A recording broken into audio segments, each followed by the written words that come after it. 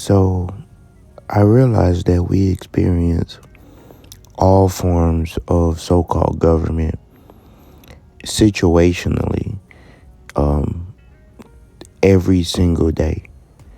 We experience what authoritative, authoritarian, a dictatorship.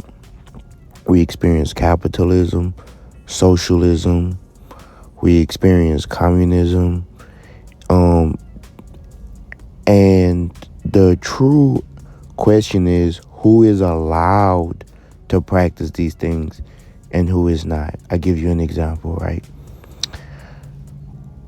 When you're in the courtroom, you don't get to call the shots. The judge is essentially the dictator, along with the facade of having the opportunity of so-called due process, right? But if you've ever gotten even a simple ticket, you know that you are in the hands of the lawmakers, right? Even though there's laws on the book, it really doesn't matter, okay? If you're in a situation with a police officer, you know what it's like to live with a government that is authoritarian, okay? Now, let's say socialism. Well, we experience socialism if you have to go through toll roads, if you have to pay to travel on the road. We know what socialism is, right? When all of our money is used collectively for the so-called greater good, right? We don't live in a 100% capitalist society. We experience capitalism. We experience capitalism and forms of that every day where we have to pay for our health care. We have to pay for gasoline in our car. We have to pay for our food, right? We have to pay for everything. And if you don't have the money, then you're no longer treated as a human being. That's pretty obvious, right? If you look at homeless people, it could be argued that since they don't have money, they are now disqualified in being treated as human beings. Communism. Communism, and I've been to a communist country, you guys, so I think that I could speak on this way more than the average person who haven't been to a communist country, right? I visited CUBA multiple times, and I can tell you communism doesn't look that much different from capitalism once you're there, right? I was shocked. I'm like, man, I've heard so much about communism my whole life, and this is what it looks like. So in communism, what goes on is you still have rich people, you still have poor people. The rich people are allowed to practice greater forms of capitalism, which I think capitalism is a natural part of how humans interact with one another to buy, sell, and trade things, right? And the poor people. But what communism is that it teaches that everything is owned by the state. And the citizens all collectively have access to what's owned by the state.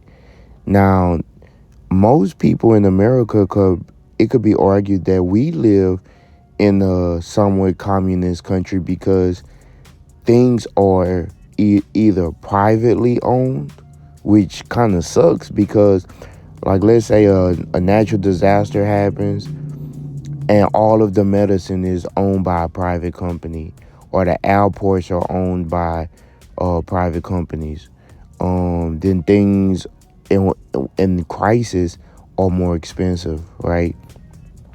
But we experience communism all the time, where you have things that's owned by the federal government, you have things that's owned by the state government, and order to access them, you have to be a citizen of that country, right? And when I was looking in the dictionary or at the source, if you look up citizen, one of the synonyms for citizen is slave, you guys. I don't know if you know that. Now, I don't want to get too deep or scare you or anything like that. It's just something I was thinking about. Like, man, we experience all these different forms of government all the time. And one thing about a democracy, we experience democracy, um, oligarchy, there's so many different forms of government, and all this is saying who's in charge and how they are ruling, right? So in a democracy, we're all were taught that majority rules. Now that might sound so smart, right? Okay, majority rules. But let's look at it like this. Let's say it's 10 people, right? And you are one of the 10 people. And everyone wants to eat a certain dish of food. The majority wants to eat a certain type of food. And you in the minority are allergic to that food. If you eat that food, it's going to cause you health problems and even severe health problems. But since the majority says that they want to eat that, now you're forced to eat it too. Does that make much sense? No. Let's say a dictatorship. One person decides that they want to eat a certain type of food, but everyone else has allergies of this food. Does that make much sense? No. Now let's say a oligarch. Oligarchy basically means that you have a select few that's very either wealthy or a select few that get to call the shots that the many have to follow. So now let's say 3 people out of the 10 people decide that, you know what, guys, we should jump off a cliff. And the cliff is thousands of miles high. We should jump off this mountain. And the rest of the people are like, well, why should we jump off the mountain? And the 3 people that's in the oligarch say, well, because we said so. And we have more money than everyone else. So if you don't do it, you're dead anyway, because we would just starve you, right? And I have to use these type of examples because when you get older, you realize that no form of government is perfect. No form of government can actually promise harmony, and there's flaws in every single one.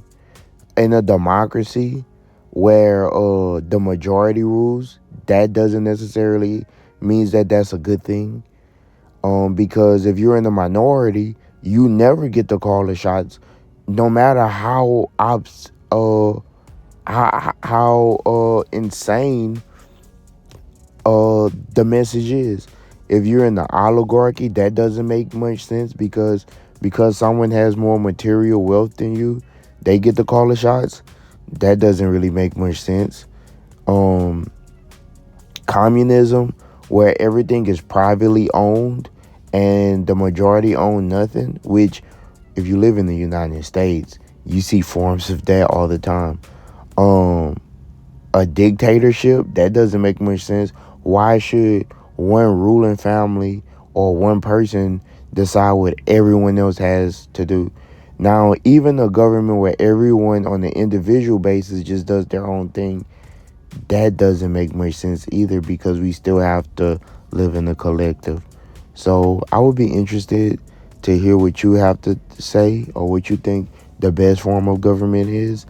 I was just thinking about this the other day, and I was like, man, no form of government is perfect. I don't think that we have even been taught a form of government that would be perfect. All of the forms of government you will learn in the political science course or that you have experienced have all been very flawed. I don't think that we even know what a society that's healthy and that's in harmony looks like. And I'm not a person that has a solution to that, but I would love to hear what you think. So share, like, comment, and drop some game. Tell me what you think. What does the perfect government look like to you? Peace.